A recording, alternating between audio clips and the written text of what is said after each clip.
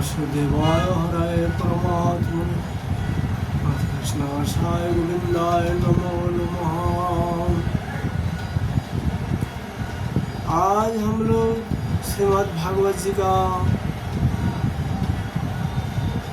एकादश स्कंद दशम अध्याय की चर्चा करने का प्रयास करूँगा। श्री भगवान उवाच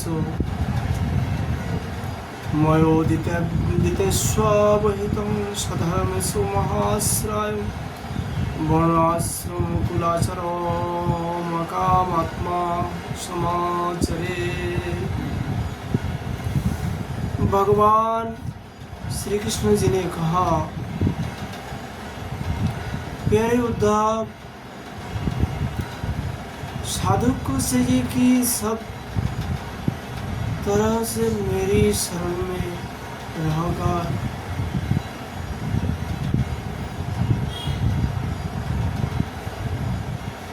गीता, पंचरत्न आदि शास्त्र मेरे द्वारा उपदिष्ट अपने धर्मों का सावधानी से पालन करें, साथ ही जहाँ तक उनसे विरोध ना हो वहाँ तक निष्काम भाव से अपने वर्णाश्रम और कुल के अनुसार सदाचार का भी अनुष्ठान करें। निष्काम होने का उपाय यह है कि सधर्मों का पालन करने से शुद्ध हुए अपने चित्त में यह विचार करें कि जगत के विषय प्राणी शब्द स्पर्श रूप आदि विषयों को सत्य समझकर उनकी प्राप्ति के लिए जो प्रयत्न करते हैं उसमें उनका उद्देश्य तो यह होता है कि सुख मिले, परंतु मिलता है दूर। इसके संबंध में वैसा विचार करना चाहिए कि स्वप्न अवस्था में और मनोराथ करते समय जागृत अवस्था में ही मनुष्य मान अनेकों प्रकार के विषयों का अनुभव करते, परंतु उसकी वह सारी कल्पना वस्तुशून्य होने के कारण व्यर्थ। वैसे ही इंद्रियों के द्वारा होने वाला भेद बुद्धि भी व्यर्थ हो गई है, क्योंकि यह भी इंद्रियों जन्म और नाना वस्तु विषय होने के कारण पूर्ववाद असत्य है। जो पुरुष मेरी शरण में है उसे अंतर्मुख करने वाला निष्काम अथवा नित्य कर्म ही करने चाहिए। उन कर्मों का बिल्कुल परित्याग कर देना चाहिए जो बहिर्मुख बनाने वाला अथवा सकाम हो। जब आत्मज्ञान की उत्कट इच्छा जाग उठे तब तो कर्म संबंधी विधि विधानों का भी आदर नहीं करना चाहिए। अहिंसा आदि जमों का तो आदरपूर्वक सेवन करना चाहिए, परंतु शौच पवित्रता आदि नियमों का पालन शक्ति के अनुसार और आत्मज्ञान के विरोधी ना होने पर ही करना चाहिए। जिज्ञासु पुरुष के लिए नियम के पालन से भी बढ़कर आवश्यक बात यह है कि वह अपने गुरु की जो मेरी स्वरूप को जानने वाले हो, शांत हो, मेरा ही स्वरूप समझकर सेवा करे। शिष्य को अभिमान न करना चाहिए, वह कभी किसी से डहा ना करे, किसी का बुरा ना सोचे, वह प्रत्येक कार्य में कुशल हो, उसे आलस्य सो ना जाए, उसे कहीं भी ममता ना हो, गुरु के चरणों में दृढ़ अनुराग हो, कोई काम हरबरा कर ना करे, उसे सावधानी से पूरा करे, सदा परमार्थ के संबंध में ज्ञान प्राप्त करने की इच्छा बनाए रखे, किसी की गुणों में दोष ना निकाले और व्यर्थ की बात ना करे। जिज्ञासाओं का परम धन है आत्मा, इसलिए वह स्त्री पुत्रों, घर, खेत, स्वजन और धन आदि संपूर्ण पदार्थ में एक सम आत्मा को देखे और किसी में कुछ विषयता का आरोप करके उसे ममता न, उदासीन उदाप, जैसे जलने वाली लकड़ियों से उसे जलाने और प्रकाशित करने वाले आग सर्वदा अलग है, ठीक वैसे ही विचार करने पर जान पड़ता है कि पंचभौतिक बना स्थूल शरीर और मन, बुद्धि आदि तत्व का बना सूक्ष्म शरीर दोनों ही दृश्य और जड़ है तथा उनकी जानने और प्रकाशित करने वाला आत्मा साक्षी एवं स्वयं प्रकाश है। शरीर अनित्य अनेक जड़ है, आत्मा नित्य एक एवं चेतन है। इस प्रकार देह की अपेक्षा आत्मा में महान विलक्षणता है, अतः देह से आत्मा भिन्न है।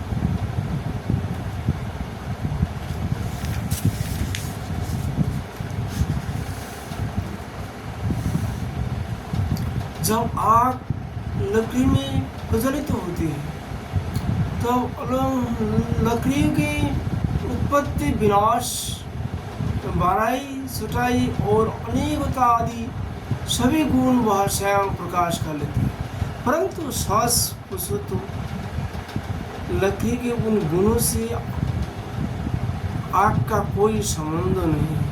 वैसे ही जब आत्मा अपने को शरीर मान लेता है तो वह देह के जड़ता, अनित्यता, स्थिरता, अनेकता आदि गुणों से सर्वदा रहित होने पर भी उनसे युक्त जान पड़ता है। ईश्वर के द्वारा नियंत्रित तो माया की गुणों ने ही सूक्ष्म और स्थूल शरीर का निर्माण किया है। जीव को शरीर और शरीर को जीव समझ लेने के कारण वही स्थूल शरीर के जन्म, मरण और सूक्ष्म शरीर के आवागमन का आत्मा पर आरोप किया जाता। जीव को जन्म मृत्यु रूप संसार इसी भ्रम अथवा अध्यक्ष के कारण प्राप्त होता। आत्मा के स्वरूप का ज्ञान होने पर उसका जड़ काट जाती है। फिर उद्धार इस जन्म मृत्यु रूप संसार का कोई दूसरा कारण नहीं, केवल अज्ञानी मूल कारण है। इसलिए अपने वास्तविक स्वरूप को, आत्मा को जानने की इच्छा करनी चाहिए। अपना यह वास्तविक स्वरूप समस्त प्रकृति और पृथ्वी जगत से अतीत द्वैत की गंध से रहित एवं अपनी ही स्थिति, इसका और कोई आधार नहीं। उसे जानकर धीरे धीरे स्थूल शरीर, सूक्ष्म शरीर आदि में जो सतत बुद्धि हो रही है उसे क्रमशः मिटा देना चाहिए। विद्या रूप अग्नि की उत्पत्ति के लिए आचार्य शिष्य तो नीचे ऊपर की ओरनिया है तथा उपदेश मंथन काष्ठ है। इनसे जो ज्ञान अग्नि प्रज्वलित होती है वह विलक्षण सुख देने वाली है। इस यज्ञ में बुद्धिमान शिष्य सदगुरुदेव के द्वारा जो अत्यंत विशुद्ध ज्ञान प्राप्त करता है वह गुण से बने हुए विषयों की माया को भस्म कर देता है। तत्पश्चात वे गुण भी भस्म हो जाते हैं, जिससे कि यह संसार बना हुआ है। इस प्रकार सबके भस्म होने जाने पर जब आत्मा के अतिरिक्त और कोई वस्तु शेष नहीं रह जाती तब वह ज्ञान अग्नि भी ठीक वैसे ही अपने वास्तविक स्वरूप में शांत हो जाती है, जैसे समिधा न होने पर आग बुझ जाती है। उद्धव को लक्ष्य करके समस्त मानव के प्रति भगवान श्री कृष्ण फिर कहने लगे, हे उद्धव, यदि तुम कदाचित कर्म के कर्ता और सुख दुख के भोक्ता जीवों को अनेक तथा जगत काल वेद और आत्माओं का नित्य मानते हो, साथ ही समस्त पदार्थों का स्थिति प्रभाव से नित्य यथार्थ स्वीकार करते हो, तथा यह समस्त की घाट पट आदि ब्रह्म आकृतियों के भेद से उनके अनुसार ज्ञान ही उत्पन्न होते हैं और बदलता रहता है, तो इसी मत के मानने से बड़ा अनर्थ हो जाएगा, क्योंकि इस प्रकार जगत के कर्ता आत्मा की नित्य सत्ता और जन्म मृत्यु के चक्र से मुक्ति भी सिद्ध ना हो सके। यदि कदाचित ऐसा स्वीकार भी कर लिया जाए तो देह और संवत्सर आदि कालावय के संबंध से होने वाली जीवों की जन्म मरण आदि अवस्थाओं भी नित्य होने के कारण दूर ना हो सकेंगे, क्योंकि तुम देह आदि पदार्थ और काल की नित्यता स्वीकार करते हो। इसके सिवा यहाँ भी कर्मों का कर्ता तथा सुख दुख का भोक्ता जीव स्वतंत्र ही दिखाई देता है। यदि वह स्वतंत्रता हो तो दुख का फल क्यों भोगना चाहिएगा। इस प्रकार सुख भोग की समस्या सुलझ जाने पर भी दुख भोग की समस्या तो उलझी ही रहेगी। अतः इस मत के अनुसार जीव को कभी मुक्ति या स्वतंत्रता प्राप्त ना हो सकेगी। जब जीव सर्वतों परतंत्र है, विवश है, तब तो स्वार्थ या परमार्थ कोई भी उसका सेवन ना करेगा, अर्थात वह स्वार्थ और परमार्थ दोनों से ही वंचित तो रहा जाएगा।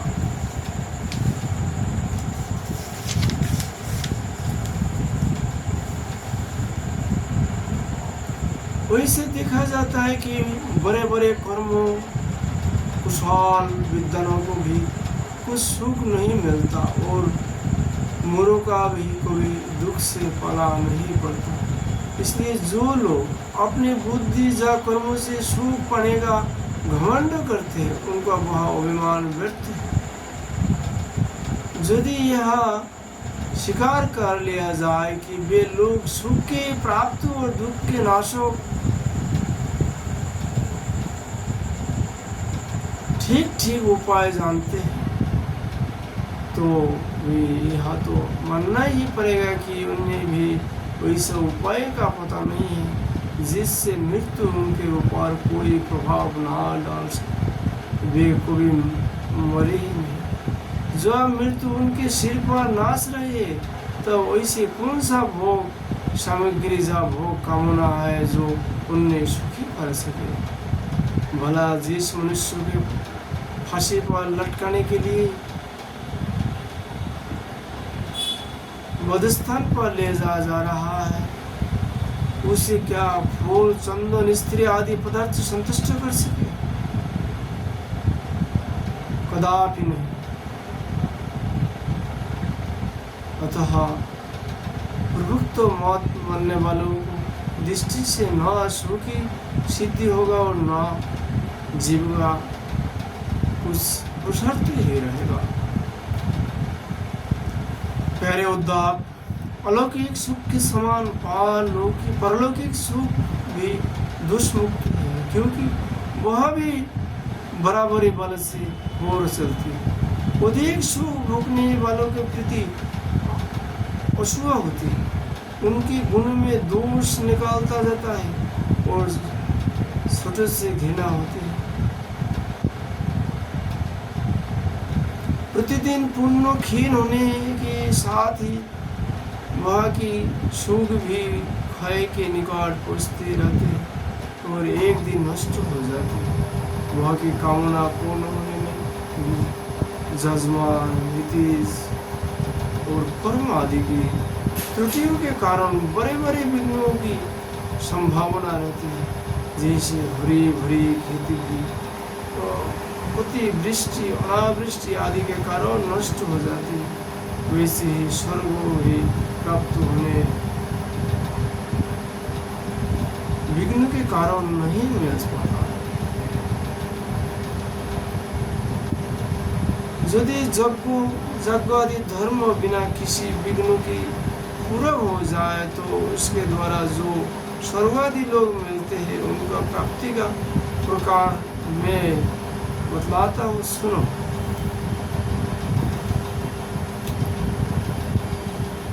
यज्ञ करने वाला पुरुष यज्ञ के द्वारा देवताओं की आराधना करके स्वर्ग में जाता है और वह अपने पुण्य कर्म के द्वारा उपार्जित दिव्य भोगों को देवताओं के समान भोगता है। उसे उसके पुण्यों के अनुसार एक चमकीला विमान मिलता है और वह उस पर सवार होकर सूर सुंदरियों के साथ विहार करता है।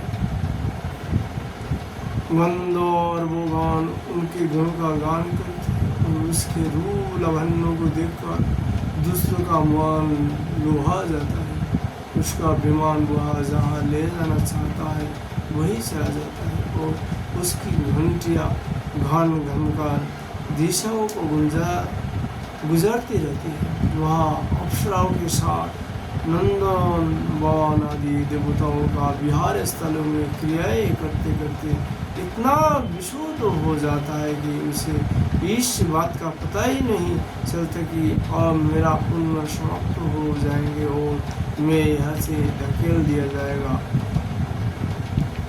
जब तक उसकी पुण्य शेष रहते हैं तब तक वह स्वर्गों में सेन की खुशी बजाते रहता है, परंतु पुण्य क्षीण होते ही इच्छा ना होने पर भी उसे नीचे गिरना पड़ता है, क्योंकि काल की चाल है वैसी। यदि कोई मनुष्य दुष्टों की संगत में पड़कर अधर्म परायण हो जाए, अपने इंद्रियों के वश में होकर मनमानी करने लगे, लोभ वश दाने में कृपणता करने लगे, लंपट हो जाए अथवा प्राणियों को सताने लगे और विधि विरुद्ध पशुओं के बलि देकर भूत और प्रेत की उपासना में लग जाए, तब वो पशु से भी गया बीता हुआ जाता है और अवश्य ही नरक में जाता है। उसे अंत में घोर अंधकार स्वार्थ परमार्थ से रहित अज्ञान में ही भटकना पड़ता है। जितने भी सकाम और बहिर्मुख करने वाले कर्म है उनका फल दुख ही है। जो जीव शरण में अहंता ममता करके उनमें लग जाता है उसे बार बार जन्म और मृत्यु पर मृत्यु प्राप्त होती रहती है। इसी स्थिति में मृत्यु धर्मा जीव को क्या शोक हो सकता है। सारे लोग और लोग परलोक की आयु भी केवल एक कल्प है, इसलिए मुझमें भयभीत रहते हैं, इसलिए मुझसे भयभीत रहते हैं। भगवान कहते हैं औरों की तो बात ही क्या, स्वयं ब्रह्मा भी मुझसे भयभीत रहते हैं, क्योंकि उनकी आयु भी काल से सीमित हो। केवल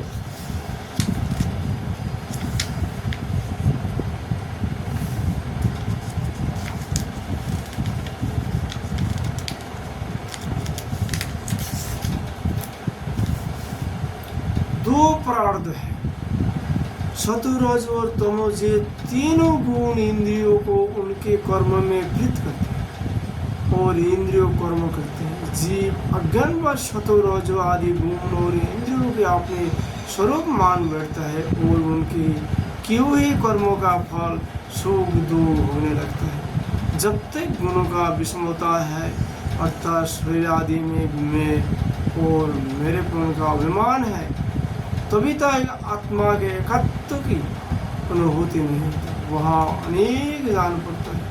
तो जब तक आत्मा की अनेक होता है तब तक तो उनमें काल तो कर्म किसी के अधीन रहना ही पड़ेगा। जब तक परम तंत्रता है, जब तक ईश्वर से भय बना ही रहता है, जो मैं और मेरेपन के भाव से ग्रस्त रहकर आत्मा की अनेकता, परतंत्रता आदि मानते हैं और वैराग्य ना ग्रहण करके बहिर्मुख करने वाला कर्मों का ही सेवन करते रहते हैं, उनमें शोक और मोह की प्राप्त होती है। प्यारे उद्धव, जब माया के गुण में खो होता है तब मुझ आत्मा को ही काल, जीव, वेद, लोक, स्वभाव और धर्म आदि अनेक नामों से निरूपण करने लगते हैं। ये सब मायामय है, वास्तविक सत्य में आत्मा ही हूँ। उद्धव जी ने पूछा,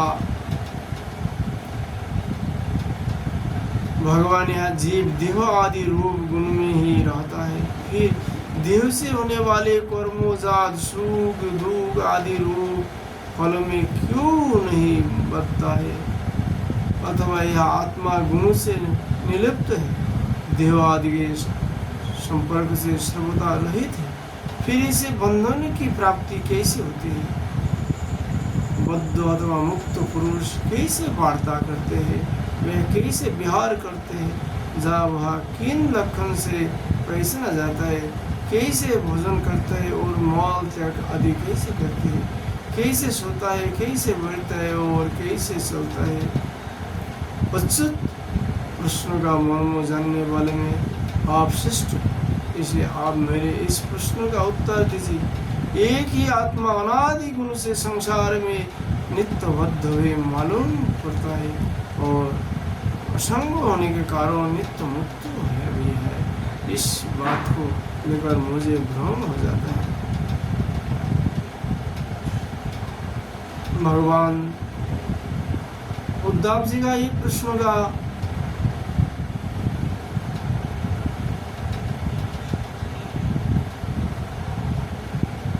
अगला दिन फिर जवाब देंगे। इस विषय में विस्तार से फिर चर्चा करूँगा। श्रीमद् भागवत जी का कथा आज ही हम लोग यहाँ पर विश्राम देता हूँ।